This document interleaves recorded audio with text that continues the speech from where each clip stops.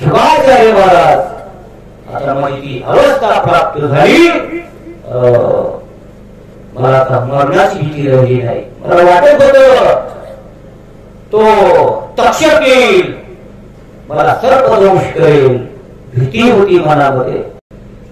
होय निरसली खंती जन्मालो त्याचे, आजी फळ झाले साचे. आज माझं फळ माझ्या पदरात पडलं, तुम्ही सांभाळले संती, भोय दिवसली खंती.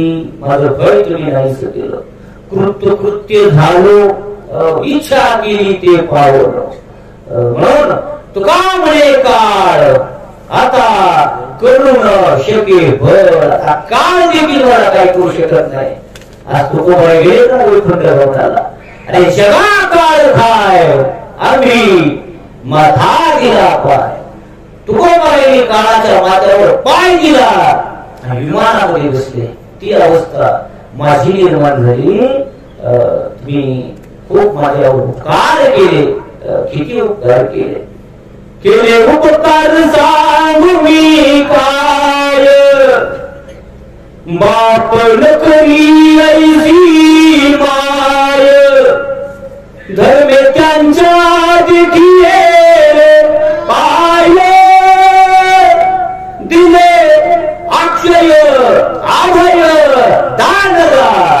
कोणतं दान दिलं? जोडीले हे नसरे धन अविनाश आनंद घर. अरे देवा, हे स्वामी असं दान दिलं तुम्ही मला. आता मला ध्रुवबाळ आढळपणी बैसविला, तसं मला तुम्ही अमर केलं. अमर आहा अमर आहा, खरी की पहा खोटे हे अनुभूती मला आली. राजाच्या मुखातून एक उद्गार बाहेर पडले. शुकाचार्याला आनंद वाटला मला. हे काय 7 दिवस मी कथा सांगितली, त्याचं फळ राजाला मिळालं. ती कथा समजली, त्याला आनंद झाला.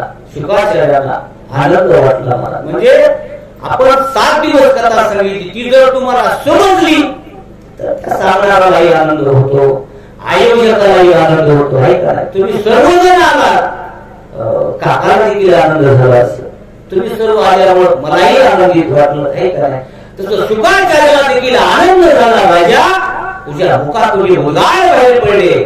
ठीक आहे म्हणले, माझं काम झालं, आता येतो म्हणले, मी येतो म्हणले. शुकाचार्य निघाले. मला राजा म्हणाला, थांबा स्वामी, 7 दिवस तुम्ही मला कथा सांगितली, केवढे उपकार तुम्ही केले. काय सांगू आता संतांचे उपकार, मग निरंतर जागृती. एवढे उपकार केले तुम्ही माझ्यावर, काय देऊ तुम्हाला मी आता? काय देऊ त्याची वाढे उतराई? काय देऊ होतं तुम्हाला? काय माझ्याकडे द्यायला होता? ठेविता हा पायी जीव थोडा. हे स्वामी, माझा जीव जरी तुमच्यावर पायावरती ठेवला, थोडाय म्हणे. तुका म्हणे काया करीन कुरवंडी, वारून सांडी मस्तक हरीन पाय हा माझा नवस. खूप उपकार माझ्यावरती केले. दंडवत घातला मला. श्री संतांचे माता जनावरी साष्टांग हे करी दंडवत. कृतज्ञता भाव व्यक्त केला महाराज. कृतज्ञता भाव. आपल्या गावामध्ये जर एखादा कीर्तन करायला आपण म्हणतो का नाही, खूप दुरून आले, सुंदर प्रकारचं तुम्ही मार्गदर्शन केलं, गावकऱ्यांच्या वतीनं आम्ही तुमचे आभारी आहोत. कृतज्ञता भाव राजा परीक्षितीनं व्यक्त केला महाराज. शुकाचार्य निघून गेले महाराज. राजा मरणासाठी तयार. सांगितलं त्याला, राजा आता तक्षक कधीही येईल म्हणले आणि तुझा घात घेईल. ठीक आहे म्हणजे एवढ्या वाटच पाहू लागला महाराज. बसलेला आहे महाराज. राजा परीक्षिती वज्रासन घातलेलं आहे आणि भगवंताचं चिंतन करू लागलेलं आहे. मला त्या अवस्थेला तो प्राप्त झाला. तेने सांडियली माया तेजी कंथा काया मन गेले विळया ब्रह्मानंदा माझाई. तो भगवंताच्या चिंतनामध्ये तल्लीन झाला. निघाला मला तक्षक निघाला. त्याला वरदान होतं ना, शाप दिलेला होता. ज्याने कुणी माझ्या बापाच्या गळामध्ये साप टाकलाय 7 दिवसामध्ये मरण तो पावे शाप दिला होता. तक्षक निघाला मला. जात असताना अर्ध्या वाटेमध्ये आला आणि परीक्षितीच्या मुलांनी अशी व्यवस्था केली माझ्या बापाला जे असणारे तिचे मुलं. तक्षक जर आला तो जर चावला ते मांत्रिक असणारे उतरणारे बोलावले होते की चावला की लगेच मांत्रिक त्या ठिकाणी मंत्र उच्चारण्याकरता. दोघांची गाठभेट झाली महाराज, तक्षकाची आणि त्या मांत्रिकाची. विचारलं कुठं चालले? त्या तक्षकाला तू राजा परीक्षितीला दंश करायचा आलो. तुम्ही कुठे चालले म्हणजे ब्राह्मण बुवा? म्हणजे त्या राजाला दंश व्हायला त्याला वाचवण्याकरता चालू म्हणजे मी. काय म्हणजे तुमच्या सामर्थ्य? सांगितलं ब्राह्मणानं. कसलंही हिरवं झाडात होया म्हणजे एका मिनिटात वाढवण्याची ताकद माझ्यात.